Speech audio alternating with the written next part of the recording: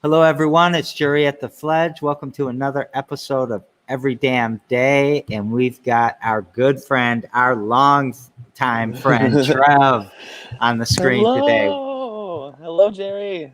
How you doing today?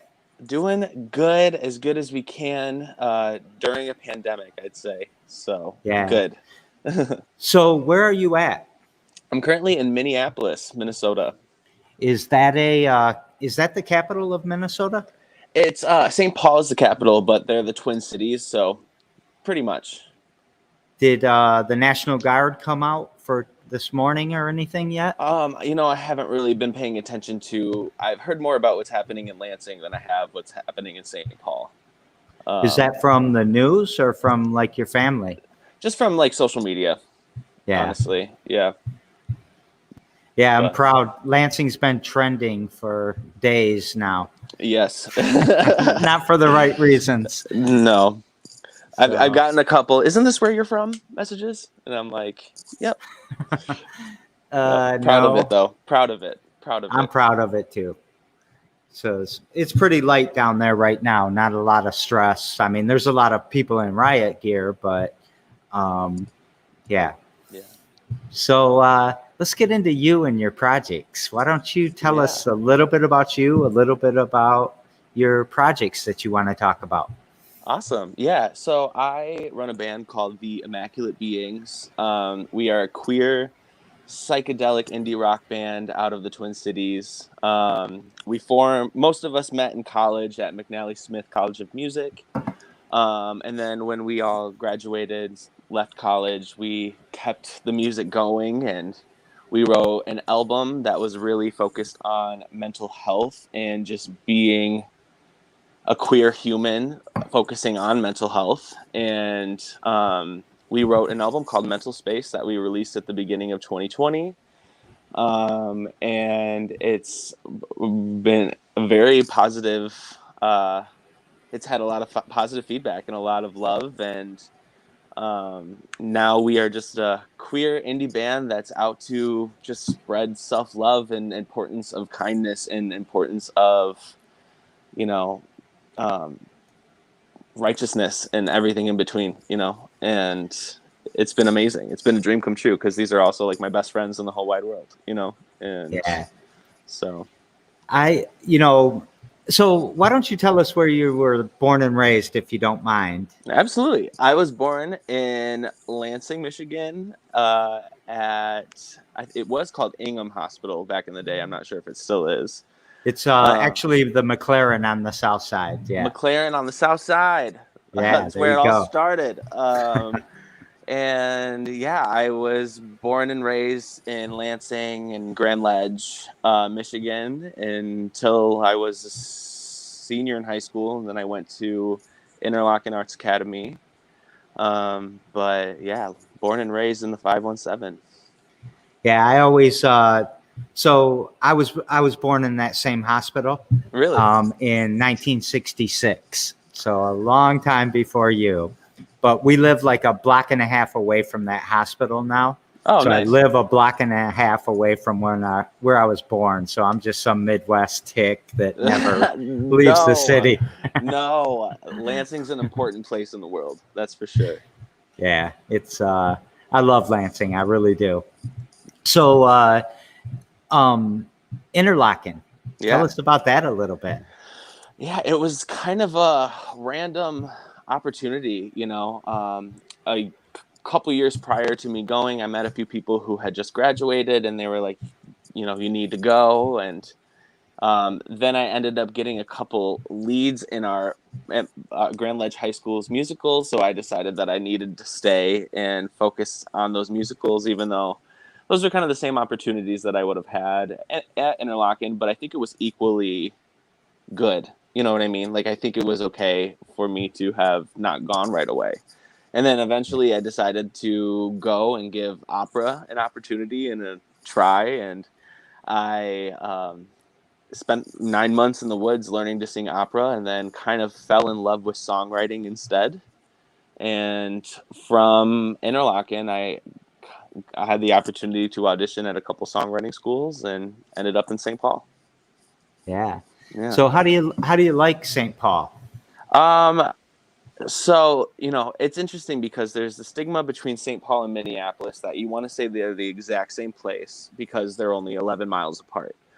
But my first 4 years of living in the Twin Cities was spent in St. Paul, and these past 2.5 years have now been spent in Minneapolis. And it's really funny that there's now a true divide of oh, I lived in St. Paul, but now I live in Minneapolis, even though it's like saying I went from north side Lansing to the south side Lansing. It's really not that big of a difference, but I love living in Minneapolis. I think it's it's very good, even though we have a police department that is horrible and needs to be abolished and defunded. We have a community that is coming together to focus on these topics and situations. And I've never felt, I didn't know if I would ever feel close in the community the way that I did in Lansing. And I feel like I now have a community here as well. And it's really cool that I'm able to kind of go home and feel welcome in the community still in Lansing, and then come back to Minneapolis and be welcome in this community here too. And it just feels like a good place to be in the world, And yeah. That's super awesome. So Minneapolis, they voted to defund their police, right? They did. And it's been such a wacky progress of, we're going to defund the police. Oh, we're not really going to do it. Oh no, but we are going to do it. And it just seems like this roller coaster at this point of no one knows what's truly going to be done, but the head of the police union, Bob Kroll, who is just an evil person, announced he's retiring at the end of this month. So we're hoping that he goes, and now we can really see some significant change. Yeah. Mm-hmm. Yeah. So Minneapolis, you can't talk about Minneapolis without talking about Prince. Yeah. Does being around where Prince was at influence your music? Emotionally, yes. Sound, maybe not. But a lot of people here, yes. A lot of bands that I love and respect, and artists who I love and respect, definitely have that Prince kiss. LOL.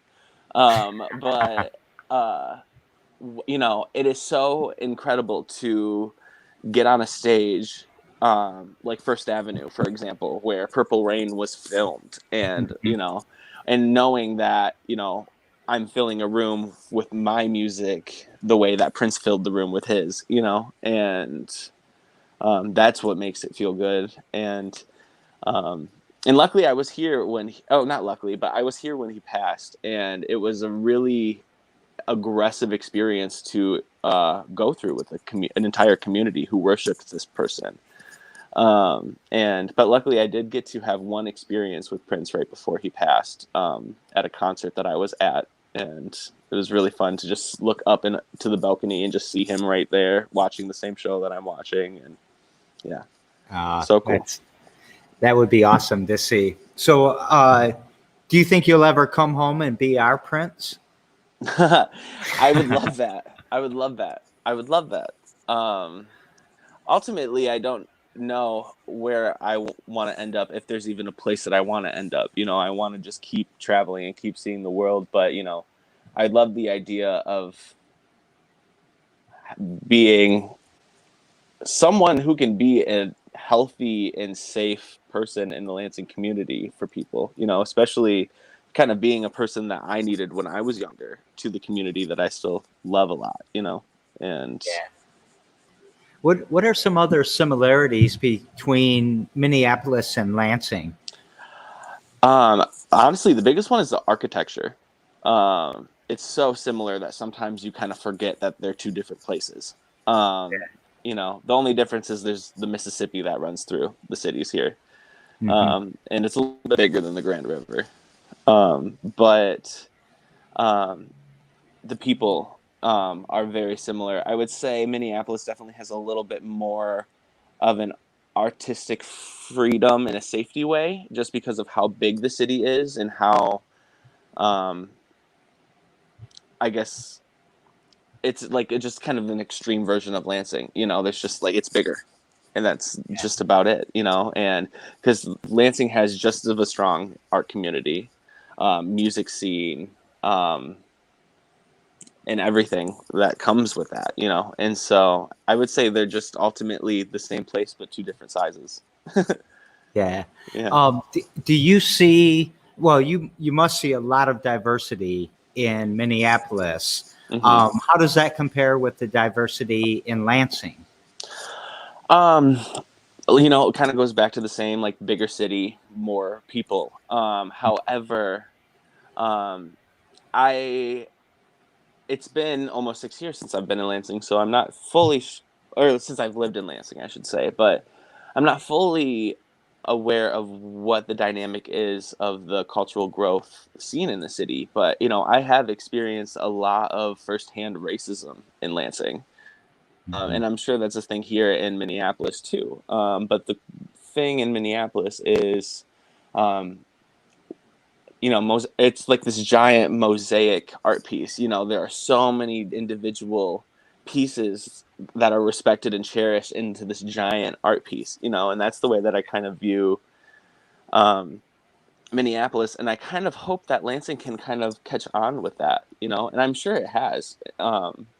But, Minneapolis has such a large African Muslim population, Ethiopian, Somalian communities that are celebrated and respected. And I would love to see that, freedom everywhere, not just Lansing, but, the whole world, the whole country.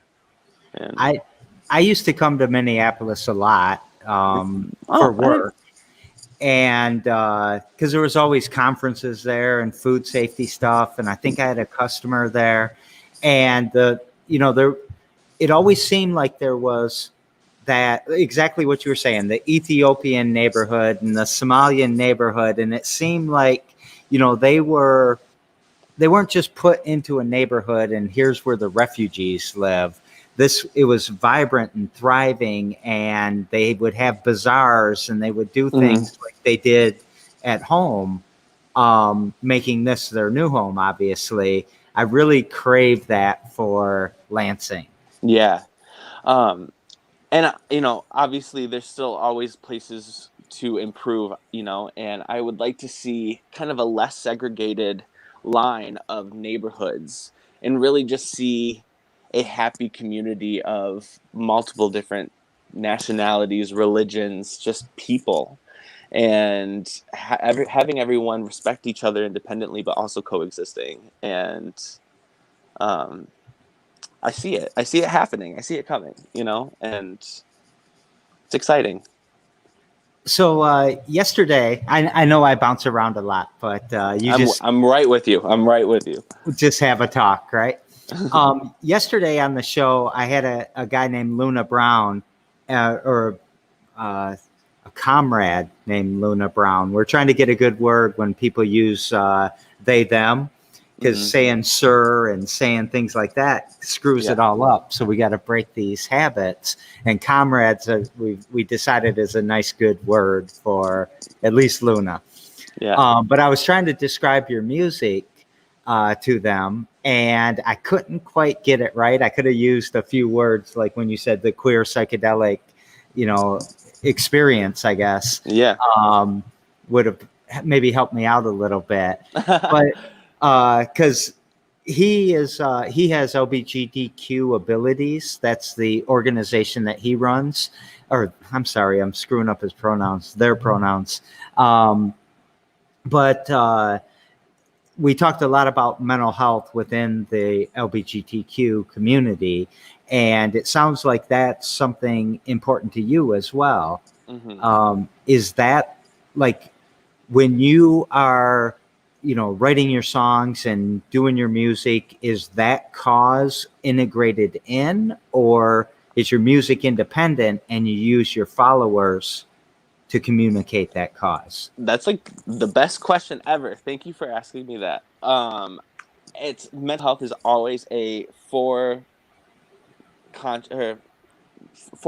Is that the right word? Not subconscious, but for main conscious We is know what you always, mean. yeah, is always a main topic of my whole life. Because I'm someone who has struggled with extreme anxiety, extreme depression, everything in between, and with that, and growing up, queer, and not having the resources back then as there are like now, um, I think I always want to be.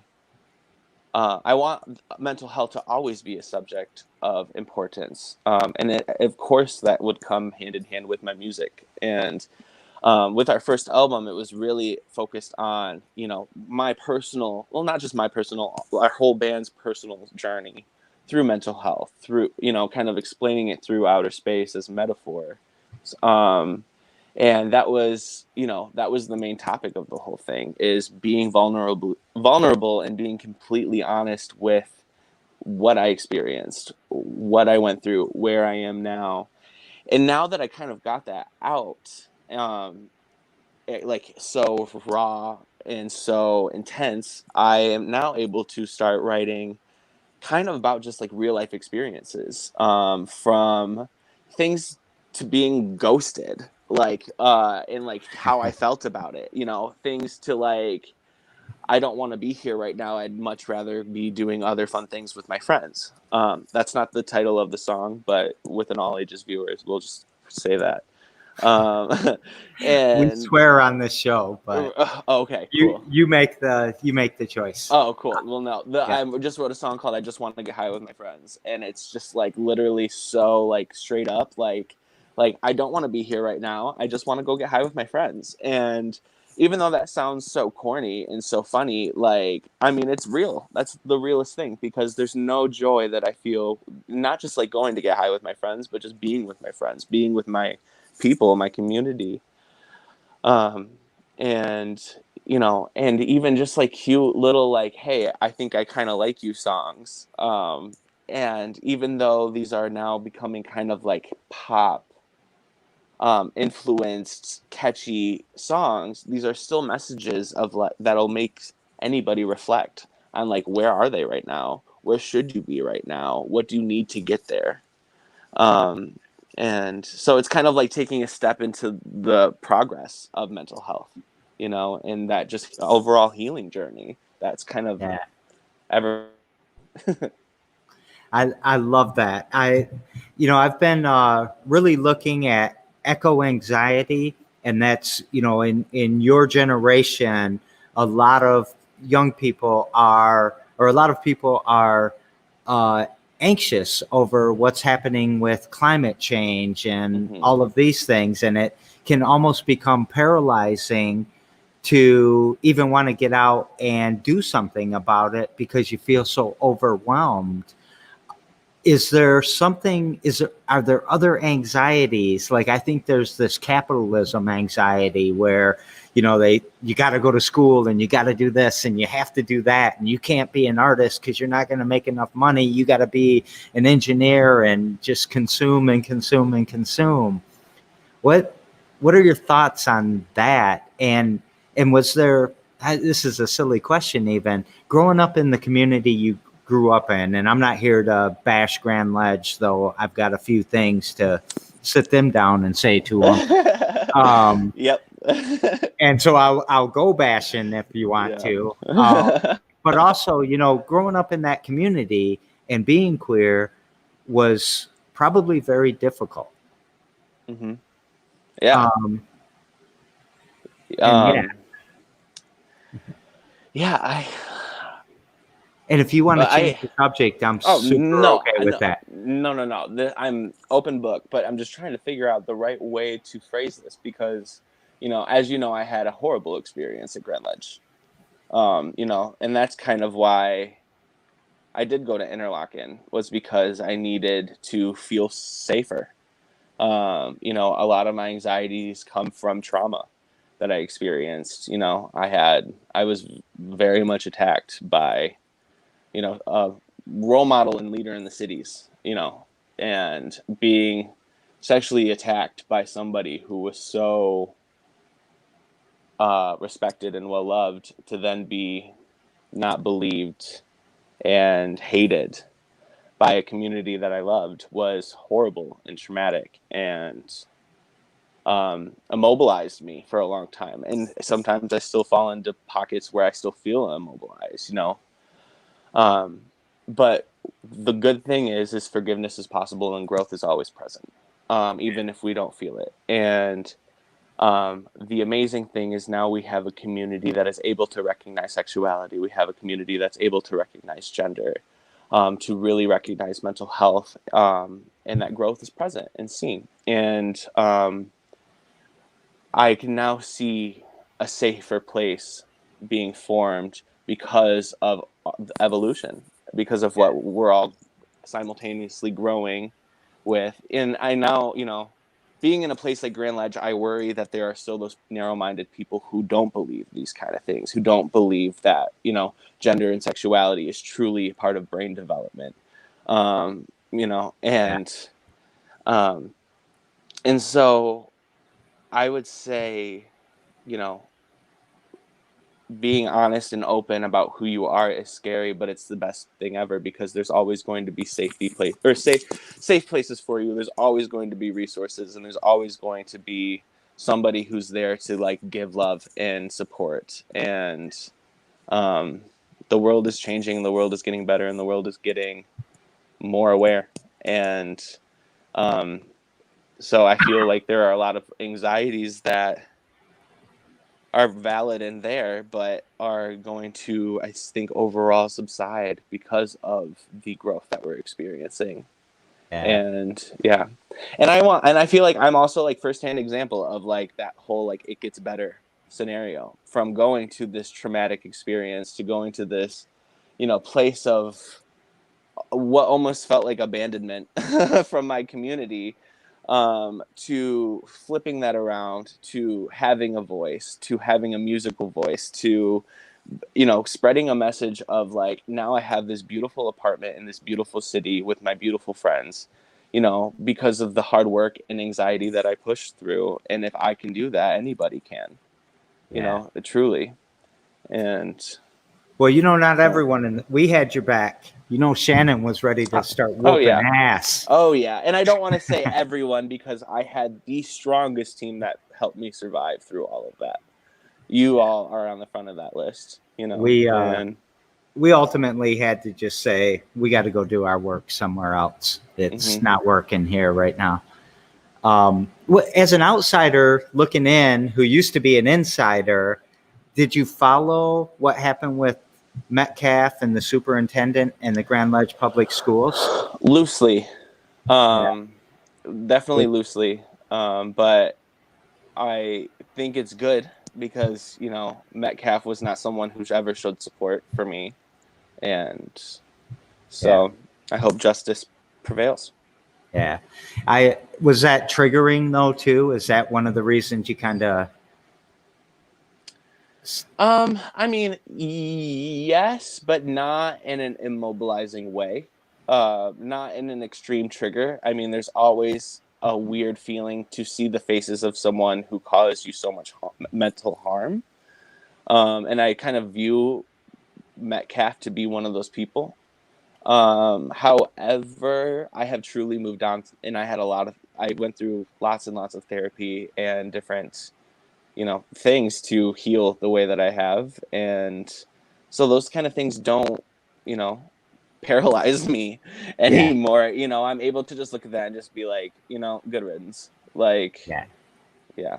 So it, to me, it brought a lot of, you know how Trump brought a lot of closeted racists out right into the public? Yep. The flip side of that is a lot of closeted activists and allies came out in some of the conservative neighborhoods. I was really proud of the community for stepping up and calling him out on that and keeping the issue pushing. And, you know, 4, 5, 7 years ago, they wouldn't have done that. They would have been scared that, oh, they're going to make fun of me at the movie theater or whatever the hell they worry about. Right. So I think a lot of progress has been made. And I think that, you know, as much as you might not have felt it, you were definitely a trailblazer there in making people aware that of what we're doing to our community and what we're doing to people we love in our community, and especially the young people in our community. So, well, thank you for saying that. I mean, like, you know, I definitely wish that I didn't have to be such a trailblazer for something like this, but also I'm happy that I could be, because like I kind of proved that I could be someone that could handle it. And I want to, I wanted to also make sure that what happened to me never happens to anybody else again, you know? yeah. And so, yeah. So, let's circle around a little bit. Let's go back to your music, and let's do that. And what are some big things that are happening? Is there anything you want to promote? Should we go buy something? Should we go listen to something? Go listen to Mental Space on all streaming platforms. You know, we're the Immaculate Beings, or it's a happy, or not, I shouldn't say it's a happy album. It's not necessarily a happy album, but it's like a feel good album. Like, you know, we're going to be launching a whole new merch line and fashion line within the next month or two. We're still getting organized with all of that. We are dropping a new music video on January 29th for our song I'll Be Home Soon. And it is all stop motion, and it's done by our beautiful friend Carla, and she is an artist here in Minneapolis. And we are in the middle of writing a new album. It's almost done. We're hoping to hit the studio at the end of this year, if not early next year. And it's just, the process repeats. The end of this year, that's like 12 months away. I know. But in recording world, that's not a lot. Yeah, I know. But yeah, I mean, ideally, I would love to hit the studio this summer. But I also know how hard I crashed when I tried to rush the writing process for our first album. And so who would have thought that like I would take the steps to like take care of myself in the meantime during this writing process? I would have never predicted, but here I am taking the steps to like take my time and do what I need to like write a new album. And it's cool. So I'm gonna say one sort of flippant thing. Well, actually, just a question. What do you guys think about touring? Like, is that even on your mind? Is it something you're not even going to think about till it's everyone's touring? It's constantly on my mind. I mean, like I want to hit the road more than anything in the whole wide world. And 2020 was supposed to be the year that we did all the big things that we wanted to do. You know, we were booked for like 4 major festivals. We're going to like hit the road and come to Lansing and like do all of these like awesome things. And then there's your stage right there. Whenever you want it. Right there. We were going to be right there. You know, with the pandemic, you know, we halted right away. Our last show that we played was a Bernie rally show for like right after when Bernie and AOC did a rally in St. Paul. We did kind of like the after show. It was pretty fun. And then all of a sudden the pandemic hit, and it just halted. And we did a few live streams here and there, and it was fun, but you know, not the same. And now we're just kind of we're truly just on like standstill until we can get like this like green flag of, you know, you can do this safely without risk, without harming, or you know, risk for yourself or risk for other people. Yeah. And just the thought of traveling over state lines with especially this new mutant strain of COVID, you know, it's you know, a scary thought right now. But you know, I can't listen to music in the car now without like shedding a tear, because I just imagine myself like even on some like little stage in South Dakota somewhere, like performing for 20 people. I mean, even that thought like makes me like emotional at this point, you know. And so see, I don't even pay attention to booking requests right now, because there's just no way. It would just be a lot of work for everybody to cancel it later, Yeah. because I really don't. I think June maybe we'll be trying to, but it's all a guess. And every day June just seems too close. Yeah. It's getting closer, so it seems too close. So now I'm kind of thinking September. And yeah, I would love to have you up on that stage. And we would love to be there. We truly would. I mean, it would just be so fun. It would be a blast. You would fill this place. That's the problem. If you'd only bring in 2 fans, then who Sure. cares? Yeah. I mean, it would be so cool. But I feel like, we really before I put what we want to do with our music on our main focus, I think it's like, how can we continue to, make the safest decisions during this pandemic, and what can we do as entrepreneurs to continue to promote yourself as a band without traveling during a pandemic. And, just that thought alone is horrifying, but, it's possible, and we're doing our best with it. Yeah. I kind of like that some of my options were taken away from me, because it made me think even more that, okay, here's the real typical thing that we all do, but now we can't do that. So now what you going to do? And it just made it so creative outside of that normal stuff that we called normal. Mm-hmm. That, yeah. Even though 2020 was like one of the most traumatic years ever, I mean, it was also one of the most creative years ever. It was also it set a record in the U.S. for the number of businesses started in 2020. So Wow. I thought that was very good on the entrepreneurial realm, which to me, entrepreneurial equates with elimination of poverty and gaining your freedoms. And so I thought it was a good year from that perspective too. But so many people have died. So many people have been even more oppressed. Yeah. It still doesn't feel like it's balanced out yet, but I hope it does feel like we are getting there, though. I don't know if you recognize this person or not, but they would buy the first ticket.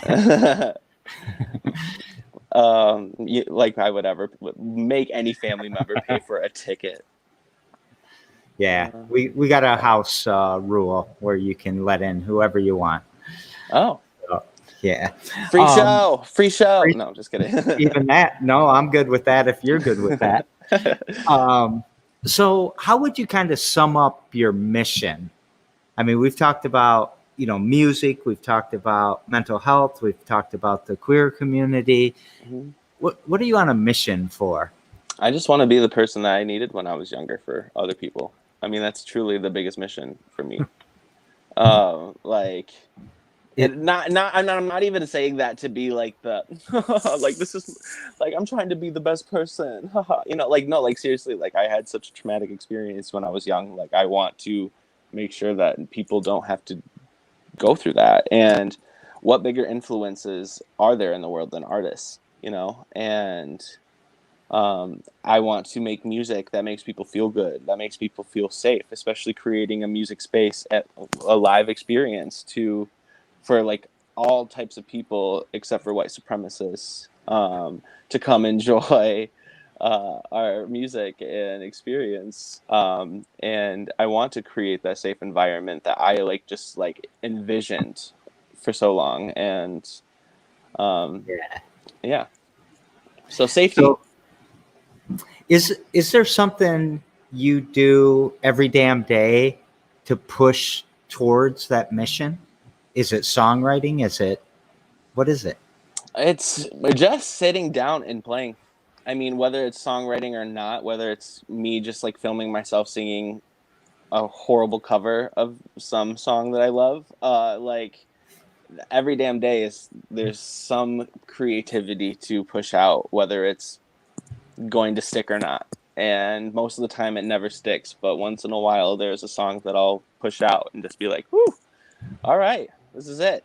And every damn day you got to write the really shitty songs in order to write the good songs once in a while. Yeah. So thank you for that. Mm-hmm. I'm going to move into where we kind of daisy chain our shows together. And I was mentioning a little bit earlier that Luna Brown was on the show yesterday, and they do a lot of work in the LGBTQ community and the mental health space as well. Mm-hmm. So sort of coincidental you daisy chain with them. And they have a question for you, which is, what instrument don't you play that you want to play, that you want to learn? The drums. Yeah? I want to learn the drums so badly, and I absolutely like cannot. Oh, I see. Oh, nice. Got those too for you then. I cannot. It's just like the one thing I've never like sat down and ever had a lesson or anything for. So maybe someday. I just can't get my left hand to do what I want it to do. It's stressful. It's so, it's so weird to have both your feet and your arms like doing their own thing at the same time. I don't know. Maybe someday. So the drums. So I want to go back to your mission because we're on a small delay sometimes, so people they respond a little bit more. But that I probably saw that on Facebook in a meme at some point. Something very similar to like that. Yeah. But I think that is a great mission statement because all of us when we were kids needed somebody, no matter who you thought you were going to be and what you thought your problems were, you needed somebody. We need mentors. We need examples. We need people who make us feel safe and that it's going to be okay. And I think it's a great mission. It should probably be all of our mission. Thank you. But Sean out in the crowd is also saying that same thing. So I'm going to show you something Shannon said in a little bit, but in keeping on with the daisy chaining, tomorrow on the show, I've got a young entrepreneur. He's an MSU grad, so he started his company here, but he's over from like what's that place called? Royal Oak in that area, Mm-hmm. and he runs a digital sign company. So he does this. Not even that. He writes software for the digital signs. Oh, and cool. So he's pretty entrepreneurial, doing some cool things, I think, but also not necessarily trying to change the world with advertisement. But he does some really good social things too, like puts up PSAs for school districts and what have you. What question would you like to pass on to Josh? Josh, what are you doing to stay productive during a pandemic? What are your secrets? How are you staying healthy? All of that stuff. And do you have some secrets you can share with us? How are you doing it? I force myself to drink lots of water. That's my biggest thing. And smoking weed with your friends. And smoking, well, virtually. Virtually, yes. And smoking weed by myself. No, just kidding. Paying attention to what I put in my body. Especially I had some health scares over the pandemic with my digestion that I'm now like, food actually gives me energy to be productive. Who would have thought if I'm eating the right food? Wow. I never knew. It's so, yeah, just like taking care of my body to take care of my mind. Definitely. That's awesome.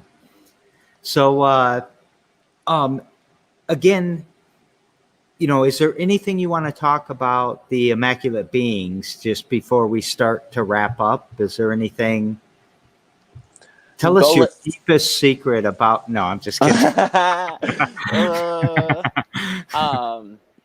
We are a group of weirdos who like to play music and feel good together. And we are just a family that takes care of each other. And I think everyone deserves to have a group of weirdos in your life that can, take care of you, even if it's not, blood family, it's still family, and That's right.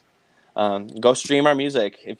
Everybody has Spotify or Apple Music. And if you don't, think about it. But and go stream, go listen to Mental Space, go turn the lights off, put your headphones on, and have a listen, and have a 45-minute journey, and see if it inspires you at all.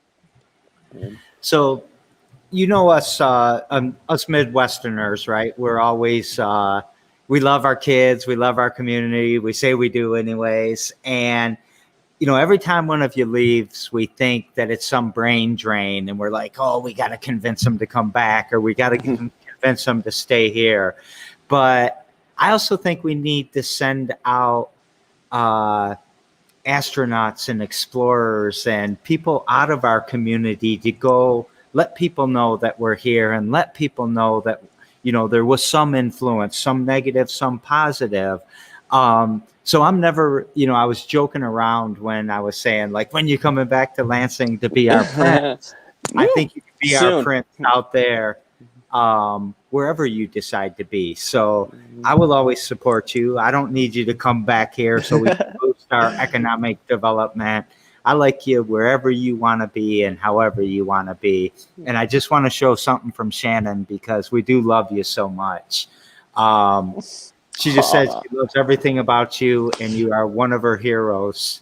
And she's real proud to know you. And I second that. And Raven's over here somewhere. She would definitely, I don't know, Trisha that. I mean, Shannon and both you and Shannon have been two of my biggest heroes growing up. I mean, even back from, fighting for a skate park together in Fitzgerald Park, to just growing up, side by side. And it was always, you both were always two people who inspired me to be myself. And I'm so grateful for that. And so the hero feeling is mutual, 100%. And the love is mutual. If not, I just can't stop giving love to y'all. So I am thankful to have y'all a part of my family in this lifetime. Truly. And even getting to see you all like a couple months or whenever it was, a year ago, last summer or whatever. It was. I think it was last week. It feels like it. I don't know. It's all mixed up. I know. It's so good to like have these people, these good people in our lives, And do you have that good of Mexican food in Minneapolis?